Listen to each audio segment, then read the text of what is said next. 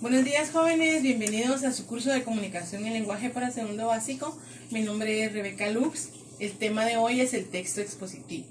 Todos en algún momento hemos tenido que afrontar una exposición y esto requiere de cierta integración de elementos y pasos para poder realizarla con éxito. Encontramos que el texto expositivo es un discurso que se caracteriza porque predomina la función de informar al receptor de forma clara sobre un tema específico.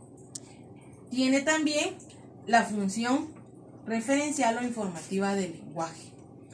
En la exposición se destacan el tema, el rigor, la exactitud, la claridad y el orden. El tema, dependiendo del curso, será el que van a trabajar. ¿Por qué habla de rigor? Porque no podemos inventarnos lo que vamos a exponer. La secuencia expositiva. Dice que pone la información en un orden determinado para describir un proceso cronológico o una progresión lógica de los pasos y eventos. Y acá ven ustedes algunas palabras claves que podemos emplear. En primer lugar, después, a continuación, por último. Iniciamos, desarrollamos y terminamos. Estructura del texto expositivo. Introducción, da a conocer el tema.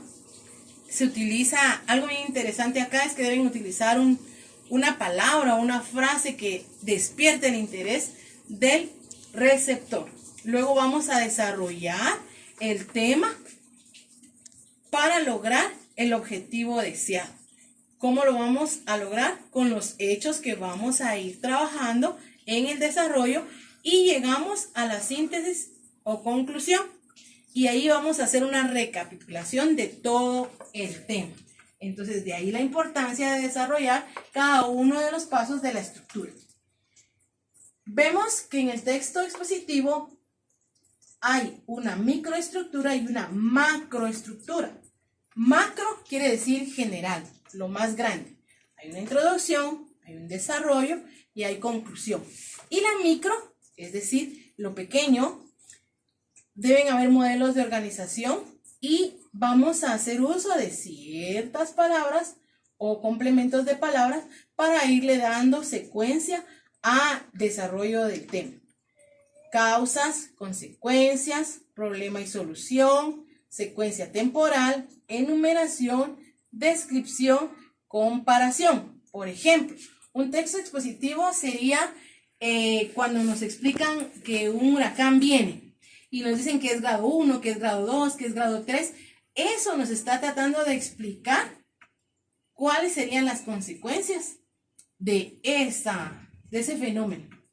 Encontramos que el texto expositivo puede hacer el análisis de un texto, puede ser la exposición de formas, puede ser la exposición de conceptos y elementos, y depende esto en variedad del tema que estemos trabajando. Pueden haber del área periodística, del área narrativa, textos sociales como informe, un contrato, un acta, el currículum. En la forma narrativa encontramos también, dependiendo cuál estamos usando, que puede ser descriptiva o puede ser argumentativa. Por ejemplo, descriptiva sería que nos dijeran cómo era el objeto, qué tamaño tenía, en qué lugar exacto sucedió. Y argumentativa sería que nos dan las razones por las cuales sucedió o se dio el acontecimiento. Y en el periodismo encontramos la noticia, la crónica y la entrevista. Estas serían entonces las partes o componentes de un texto expositivo y la variedad que podemos encontrar. Dice acá un ejemplo de texto expositivo. Y dice, actualmente estamos frente a una sociedad de consumo. Y ahí nos va a ir desarrollando por qué nos llaman sociedad de consumo. Entonces, muchachos, ¿cuál sería la actividad a trabajar? Vamos a leer el texto. Vamos a dar las palabras claves, por qué llamamos a esto un texto expositivo. ¿Dónde lo van a hacer? En su cuaderno. ¿Cómo van a remarcar? Con un crayón o un marcador rojito las palabras claves que nos demuestran que es un texto expositivo.